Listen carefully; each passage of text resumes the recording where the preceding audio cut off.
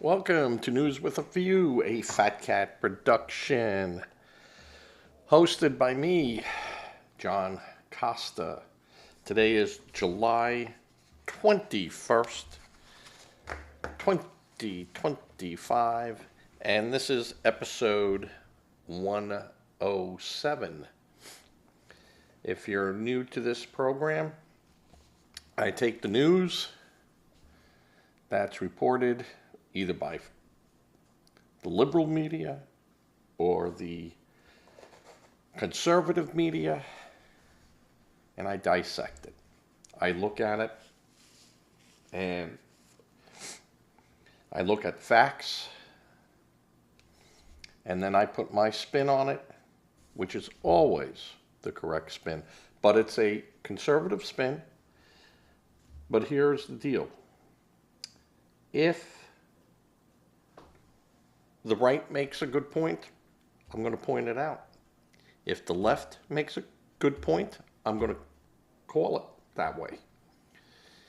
If either side makes bad points, I'm calling it out. It must conform to the laws and our Constitution. So, today is going to be 45 minutes to an hour. Lots of ranting. Bob in New York, be prepared for ranting. Today we're going to be Gabbard threatens prosecution against Obama's administration officials for treasonous conspiracy. Now, threatens prosecution. Doesn't mean it's going to happen. So I look at that as going, you're painting a picture that you shouldn't be painting. Okay. More about Colbert's cancellation. Oh, how will we all sleep ever again? All right. And then Trump denies another Wall Street report, this time on Powell and Besant. As I said in yesterday's, of course, we know that Trump is suing the Wall Street Journal for billions of dollars, defamation against my good name.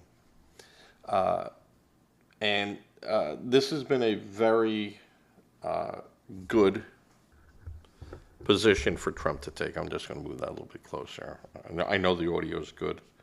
Everything's wonderful. My podcast is going good. Looking over here, I'm actually recording today, so that's good. Yesterday's show went up on YouTube late last night. It was my fault. And that show will also go on Rumble and Facebook sometime today. It is about almost 96 degrees outside here, with a heat index of over 104. I was working on the car a little bit earlier today, and I said, that is it for me. I got beat up pretty bad the last couple of days working on that car. Making progress every time. All right, let's get to it.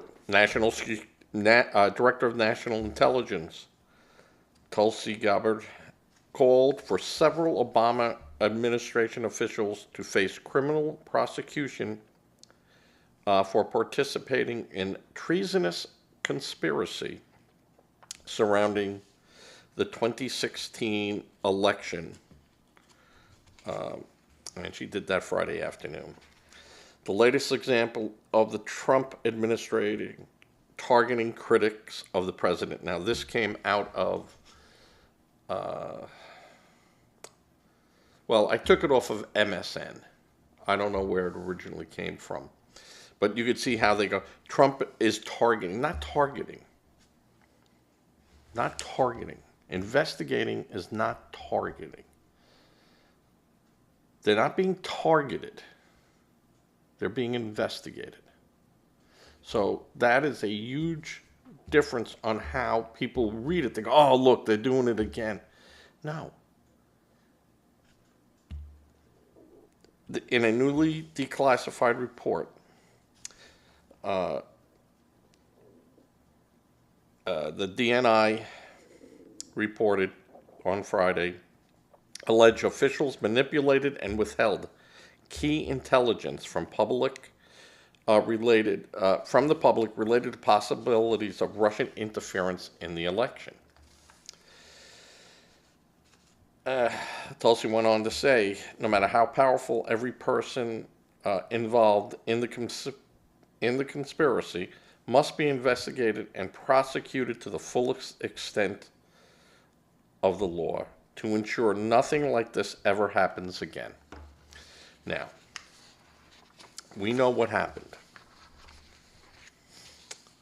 The Department of Justice always declines comments on the DNI's comments, and mostly if she sent information to the Department of Justice to be looked into, they're not going to make a comment. So that's not unusual. But that's something that they could put in there because, hey, we asked the Department of Justice and there was no comment from them.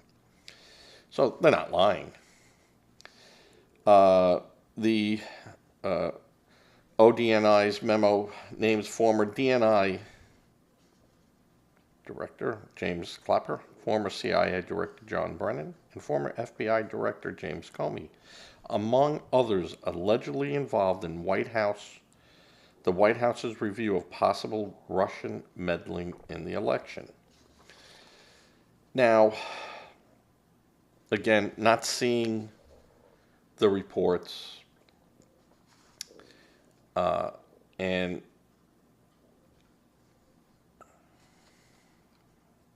don't know. Too early to tell.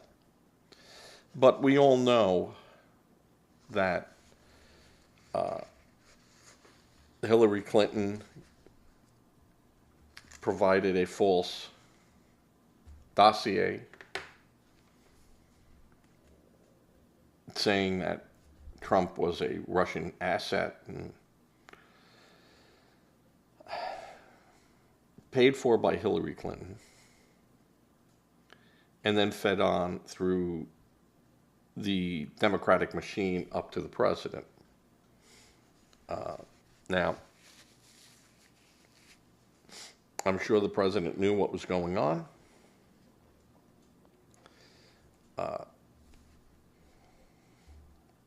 He wasn't running again. Hillary was running. And it looked like Hillary was going to take the election, so he wasn't really too worried about it. You know, this would just fade away. It didn't. And after almost 10 years, is alive and well. Virginia's Senator Mark Warner, of course a Democrat, blasted the DNI head, Tulsi Gabbard, as not competent. Warner, the Democratic vice chair of the Senate Intelligence Committee, was at an Aspen Security Forum in Colorado discussing the nation's equity for intelligence gathering under President Donald Trump when he gave his scathing assessment of Gabbard. And this came out of The Hill. Tulsi Gabbard is not competent to be the director of the national intelligence. Warner told moderator Peter Baker at the event on Friday, "I believe she is trying to politicalize the workforce and work product, and that makes America less safe." Well, sir, what happened when the Democrats pull out all their nonsense with Trump? You got Jasmine Crockett running around. You got you got Pelosi running around. Water's been pretty quiet. They've been trying to keep Green quiet. But you know what? We're going to bring this up every time. We're not going to let America forget, and we're not going to let this just, well, that's politics. Politics 101. No, what the Democrats did was try to throw an election with false claims that were then amplified by our security forces in our government to make them appear to look real, that they needed to be investigated. And, where there's smoke, there's fire. And now, I don't know. I don't know if I could vote this way. I don't know. If this is true, and, the CIA and everyone else is saying, giving it these stories credibility. So then all of a sudden these stories got legs and they start walking around. This wasn't, some news organization saying something or political group throwing mud. This was outright manipulation and outright lies. And not lies that, this guy drinks on Sundays when he should be at church. Not that type of lie. These were lies that would have gone, and they wanted to bring him up on charges of treason. And they knew that it would never go anywhere. But people would have to sit back and go, I don't know. So I think the DNI director is absolutely correct in her saying that this should never, ever, ever happen again. And the only way that happens is you punish the people that did it. You don't say, let's be more vigilant and make sure, no. You do that, but also the people that did it, and not the people that were, a lot of these people that were underneath these people, because they're just, clicking their heels and following orders. But you had a lot of people in the State Department, you had a lot of people in the CIA, you had a lot of people in the FBI and the NSA that knew this is false. But because Hillary was running, they weren't going to make waves, these people, because this could be a huge tilt factor. And Comey, of course, did that to Hillary, 5 days before the election.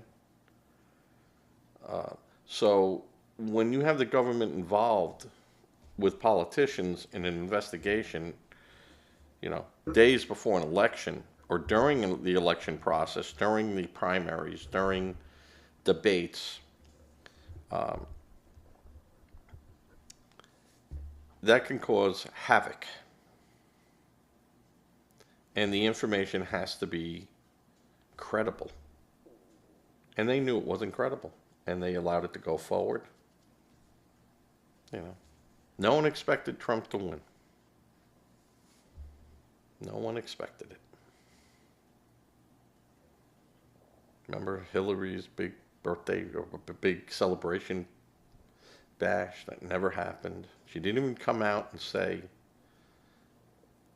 I lost. So this will be big news if the DOJ indicts. If the DOJ doesn't indict, then, you'd have to say, okay, can we ask why you didn't? And the obvious answer would be because we had no proof of any wrongdoing.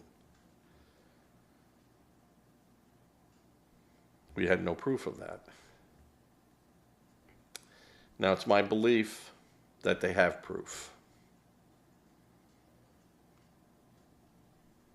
And these people are in trouble. And we'll see what happens. But right now, they're not charged with anything. Go have a wonderful dinner, go spend time with your family, take a vacation, do what you want to do. These are just, as the article said, threatens prosecution. And you could be threatened with prosecution. They could come to me and go, hey, if you do something illegal, we're going to prosecute you. And you go, okay. Well, I wasn't going to do anything illegal, so I don't have to worry about being prosecuted. Now, the idea of intimidation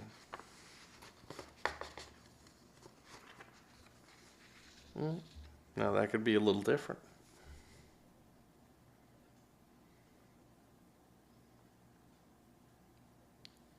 I don't like the idea of people being told, you better be looking over your shoulder every day, pal.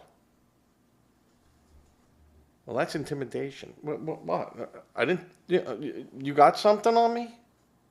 No? Then why should I be looking over my shoulder? See, that's intimidation. And I'm not for that. It gets done all the time. It shouldn't.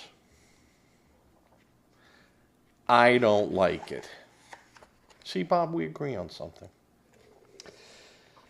All right, now this will make my friend Bob in New York very upset. Colbert, Stephen Colbert, was canceled as of May 2026. My belief is that he will be fired way before that. And the networks know that Colbert, every show he'd bash. For 3/4 of the show, he'd bash President Trump. And CBS always gave him creative content right. Go ahead, do what you're going to do. Just make sure, we don't get in trouble and you don't get in trouble. Have at it. Well, his ratings have been in the mud, as in a lot of the late night talk shows. Been in the mud. And, of course, CBS Paramount is being sold to Skydance. Skydance, Ellison, conservative. Kind of everyone knew what was going to happen here. That Colbert would probably end his contract. At the end of his contract. He'd fulfill his contract.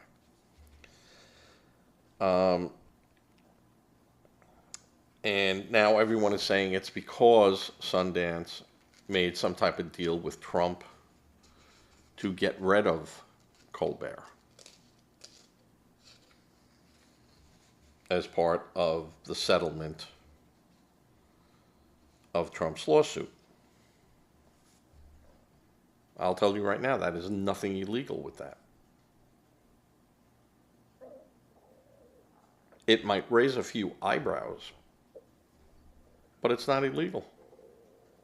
Hey, I'll settle with you, and the 16 million and then the 15 million for my thing, whatever they would work out is perfectly legal.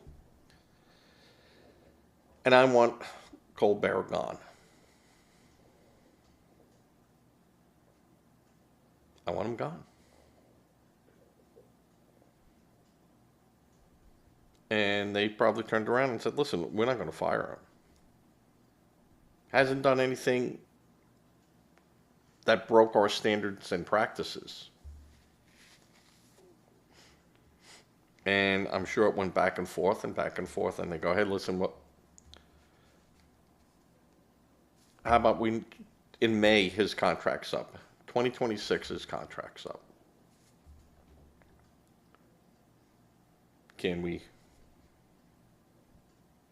We'll just won't agree to re-up him. Well, Trump might have said, yeah, I'm good with that. I'm good with that.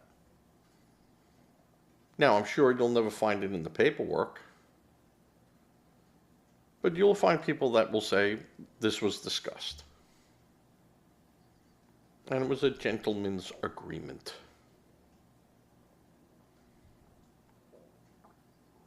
Or Sundance people got together and said, listen, if we take over the company and, looks like it's going to happen, CBS, you make the announcement that he's gone. He's not going to be renewed. You and I discussed this. He's still employed by you. You give him the bad news. That seems more like it to me.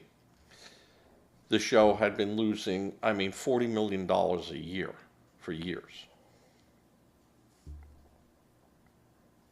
And Skydance is, I'm sorry, I keep calling it Sundance, but Skydance just is saying, we're not going to, there's no chance of him becoming funny and getting people in here. He's got as many left people as he's going to get. And they don't buy things, they steal things. So they're not out there buying Teslas. They're not out there buying cars. They're not out there buying, houses. They're not out there. They're not. These are kids, college kids, who are watching him. So get rid of him. Jimmy Kimmel's next, as far as I'm concerned. ABC is, they're losing millions per week with that guy. He proved to be a liability. Finish him off. Jon Stewart.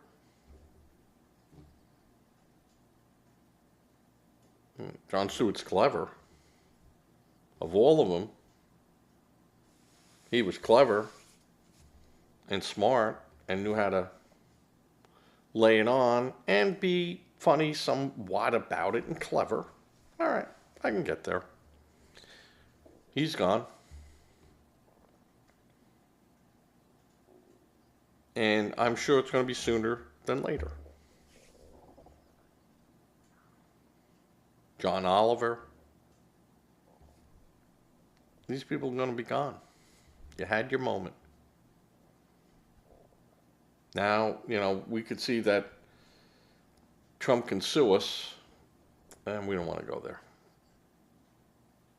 You're just not worth the headache. And in reality, stations that were showing the Beverly Hillbilly reruns were getting a better market share than these shows. So, they were gone. And, of course, the network had said, of course, this was purely a financial decision in a declining broadcast industry. Now, that should make the stock do great. Okay? ESPN and MSNBC veteran Keith Olbermann, who has been through the TV cancellation ringer several times, made a point on X over the weekend. He responded to a woman who said, "We are officially at the pulling comedians off the air who criticize our dear leader phase of fascism." And he reported back to her and he goes, "Sorry, that's not what happened here. If it had, they wouldn't have kept them on until next May." Now, you're trying to be reasonable. Can't be reasonable with liberals. And so, everyone's saying it's a $16 million settlement and stuff. $16 million to Paramount was nothing. But Colbert bashed the decision on the Late Show last Monday, liking that $16 million settlement to a big fat bribe. Now, when you accuse the company that you're working for that they gave a bribe, I'm going to tell you how that works out for you. Don't walk in through the front door. This way we don't have to escort you out. We'll empty your desk out for you and park it right out in front of the building here for you to pick up. They'll take everything that's in your drawer. That belongs to you, not the company. We'll box it up for you. Then, last Friday, the Writers Guild of America encouraged the New York State Attorney General to investigate Colbert's cancellation as a possible bribe, too. They're not going to do it. Because that would mean Paramount conspired. Trump conspired. The lawyers for both companies conspired.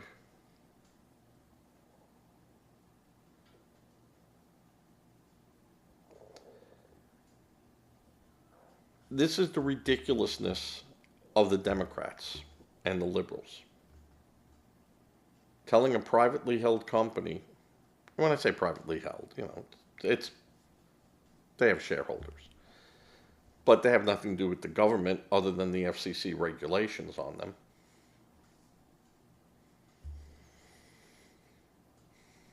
And they're being told you can't fire, you can't end a show.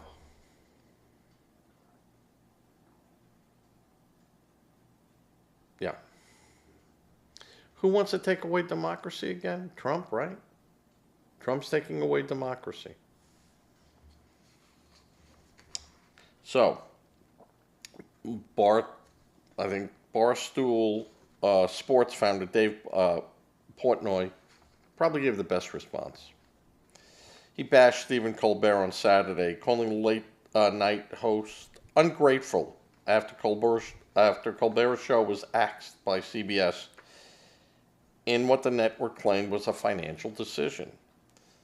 For these people, including like Colbert, to be like, this isn't really right, and we were blindsided. Buddy, you were losing $40 million a year, Portnoy said in a video posted on social media platform X, citing one estimate of the show's losses to Reuters. Portnoy went on to say that Colbert should not have criticized his network so strongly, especially if his show is losing money. The New York Times estimated that the show's losses were in the tens of millions of dollars. Portnoy then said, I'd fire you in an effing heartbeat. That's not politics. That's just being ungrateful. This is called capitalism in the real world. There you go. There you go.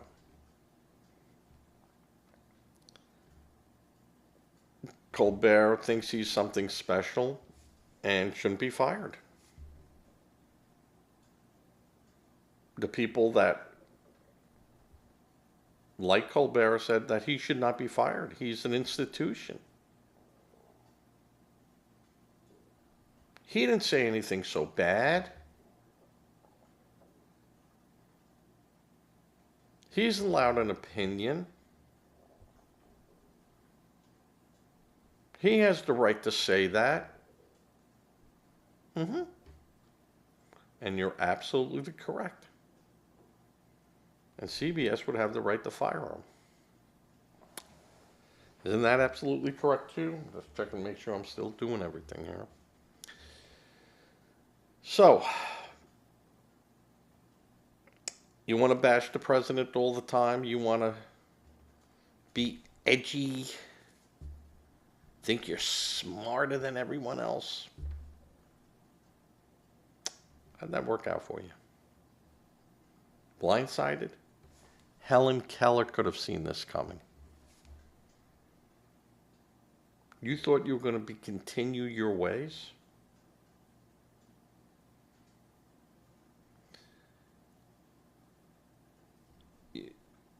You weren't a late night talk show anymore. Just like Kimmel, you are a political outlet for anyone but.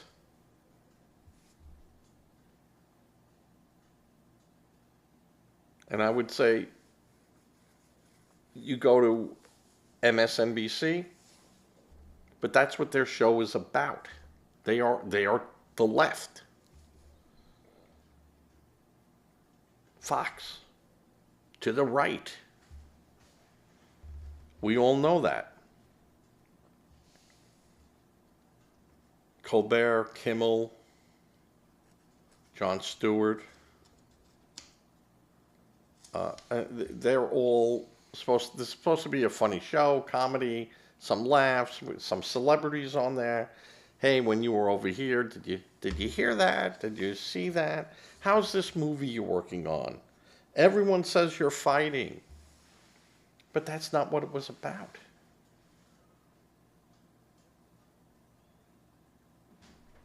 And when Biden was in there, everything Biden did was, oh my God, it's the best thing ever. Look how smart he is. Look how wonderful he is. Look how bright he is. Look at Donald Trump. He stumbled over this word. Ah, ha, ha, ha, ha. And then comes out that Biden has some problems. Now, I don't blame him for having some problems. He's 80 years old. You hear me babble up here sometimes and get stuck on words.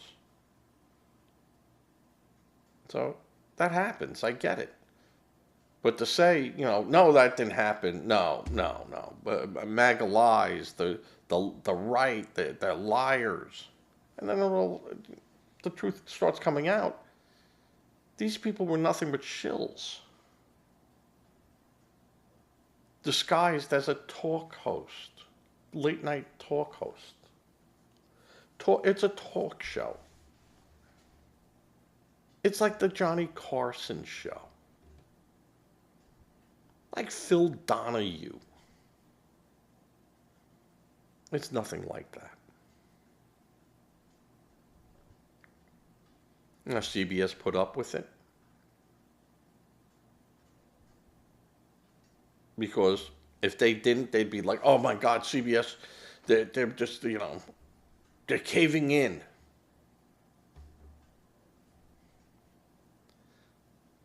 CBS had enough money to cover $40 million.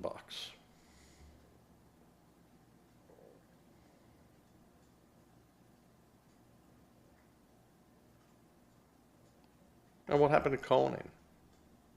He wasn't about bashing the president. He was making jokes. And Jay Leno, making jokes and just, rolling. Everyone had their turn in the barrel with these guys. Gone, because they did not have a political agenda. That was being steered. This idea stores, they're going to put protesters in front. No, we love gays. Give me a gay person, I'll kiss them on the lips. Because they were afraid. And now people are going, don't care. Do you want to protest? Go protest. Try to block people coming into my store, and you're going to see how bad things get for you. So you better keep it on the up and up, or we're going to have you arrested. And, hire a protester. These weren't people. These weren't moms and dads out there. These weren't people that were being... These were paid people by the left, by the Soroses, by others that were just as bad as the Soroses. So...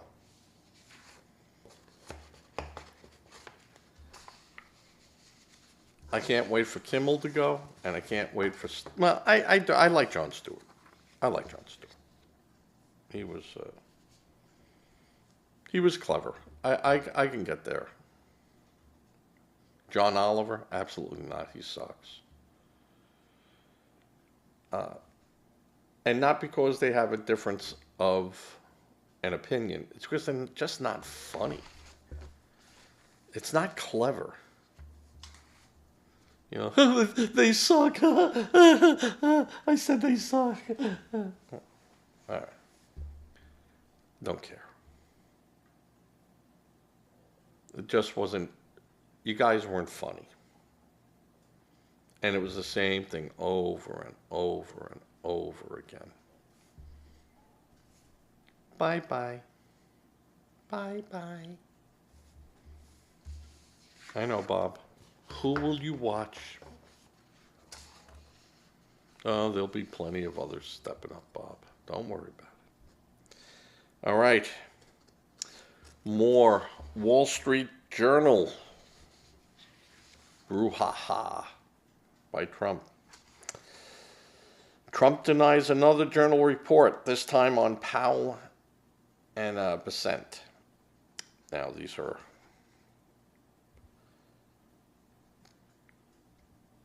head agency people. So, President Trump responded angrily on Sunday to a Wall Street Journal story that Treasury Department Secretary Scott Bessent had personally sought to talk him out of trying to fire, Federal Reserve Chairman Jerome Powell. And of course, we all know that Trump is currently suing the Wall Street Journal over a letter that Trump is alleged to have sent to Jeffrey Epstein, 20, 30 years ago.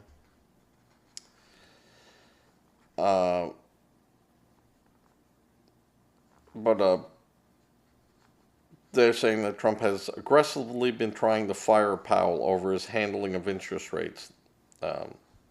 Legal scholars do not believe Trump has the authority to oust the Fed chair unilaterally, and reports that he might try to do so.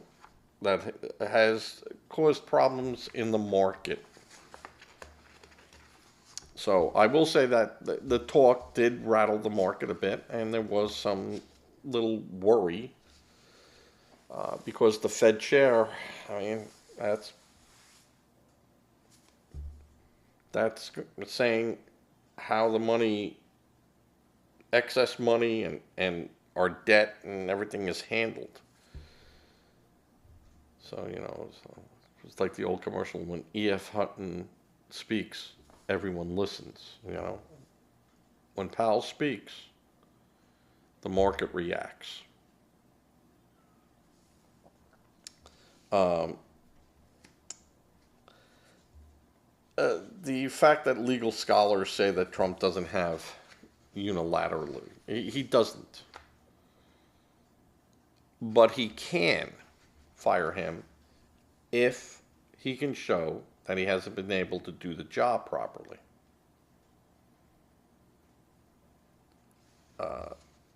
Now, there's some wrangling inside the Beltway on that. And you have people saying that, yeah, the interest rate should be lowered. And that would bump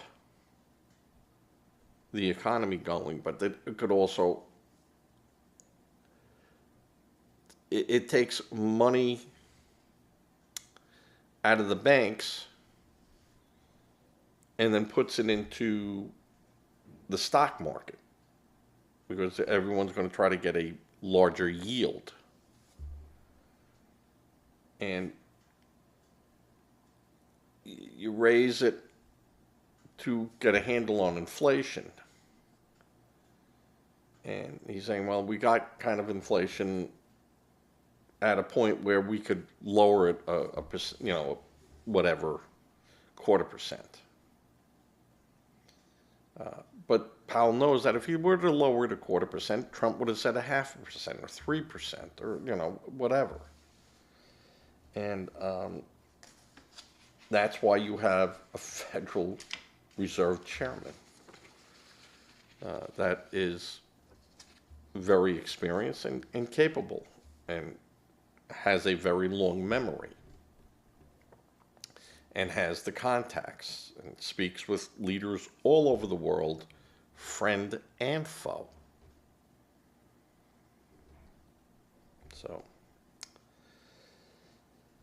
So Scott Bessent explained to me that firing Jerome too late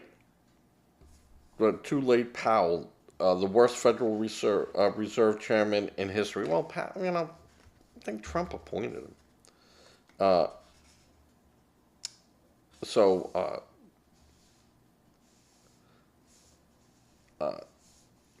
That Bessent said it would be bad for the market. Trump said in a social media post. And Trump denies that Bessent spoke to him about it or tried to reach him on Sunday to say, hey, don't do this. And Trump went on to say on his social media post, nobody had to explain to me. No one needed to explain that to me. I know better than anybody what's good for the market and what's good for the USA, he added. If it weren't for me, the market wouldn't be at a record high that it is right now. It probably would have crashed. So get your information correct. And he's pointing towards the Wall Street Journal.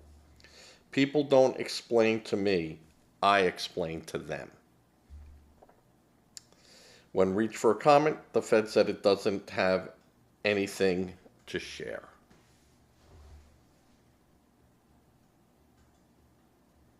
Now they have that in quotation. So someone said it doesn't have anything to share. That isn't, I have no comment, or we're not going to discuss that. It's just that I don't have anything to share. Trump sued the Journal for alleged defamation Friday. Okay. And, that was more about, the letter and stuff that no one can prove yet. Yeah, show the letter. Show the photo. Show his signature. Show everything. Show us how you got it. How'd you get that letter? Who gave it to you? Oh, no, we don't have to do. Well, there you go. So,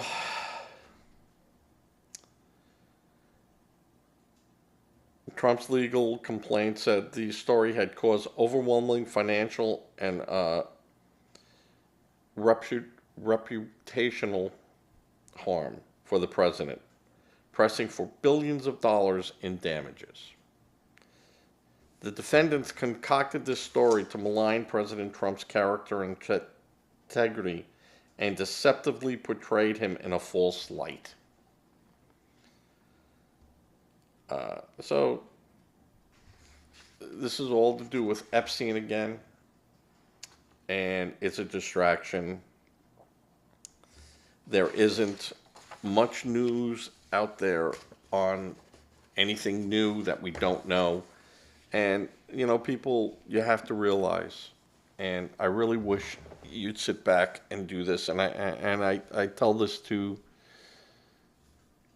my wife, I tell this to my brother, and these are smart people, that any of this stuff contained that you think you'll see or be released has been so sanitized already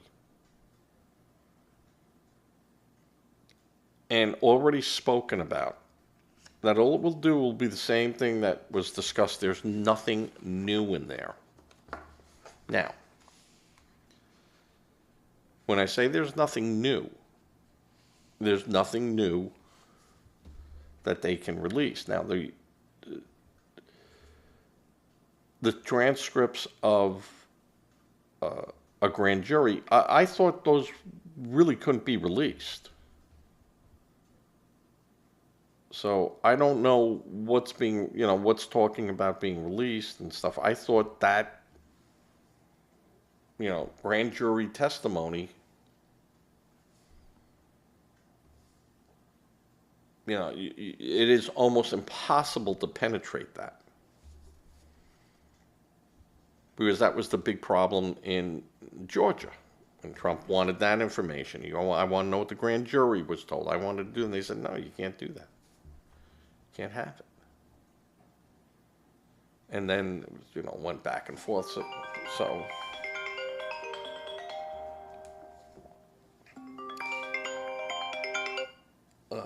that's it.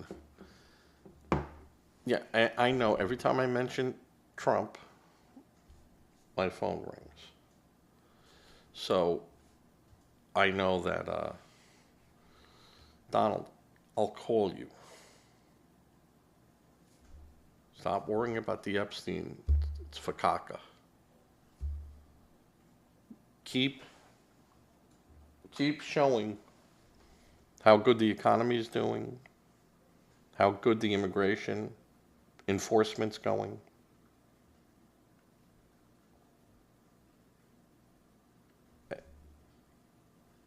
Go to your high points. Go to your high points. You weren't elected because of Epstein. You weren't elected because of opening the files on JFK or Bobby Kennedy or Martin Luther King. You were not elected because of that. And don't let it distract you. I'd like this stuff released. I'm getting told by others that it cannot be released. I'm looking to see, is it possible for me to declassify it? But I might not be able to do that in certain instances because there are rules about it. So,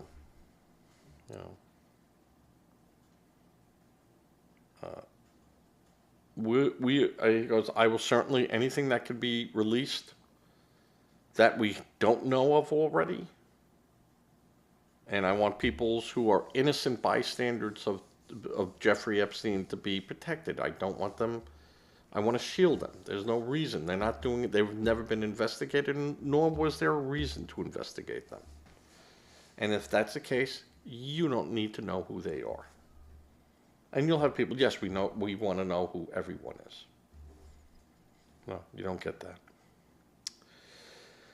All right, with that, I'm going to finish this up. I will get this out later today. This will not go out live, of course, always goes out live. And we send that out. I don't edit it. I don't fix it. If I do make a mistake and I do need to make a correction, go look at my content, my videos, Will be the same date, will be the same episode numbers and things like that. But my live is live, and my content on video, that is the edited show you will see up there. You'll see my little stuff. No, I always go over the shoulder. You know, anything I text and I put up there as little hints or corrections are always up over here somewhere. All right. Give to a charity if you can give to a charity. Charity does begin at home. Make sure you're dealing with an honest and reputable charity. You go to that charity, they don't come to you. If you're not comfortable with that, give some cans to a food bank. And toilet paper, diapers, clothes, anything that you can give. There's people that need it, because you might not think that's a lot. You know, I'm giving 4 cans. I feel funny giving 4 cans. Someone who doesn't have a can, that's a lot. So, you go to the store, buy one, get one free. Give that free one. You got it for free. Give it to a food bank. You'll feel good. Say a prayer. Prayer does work. Hug people. You don't know if they're going to be there to hug. And with that, I'm going to fade to black, hopefully.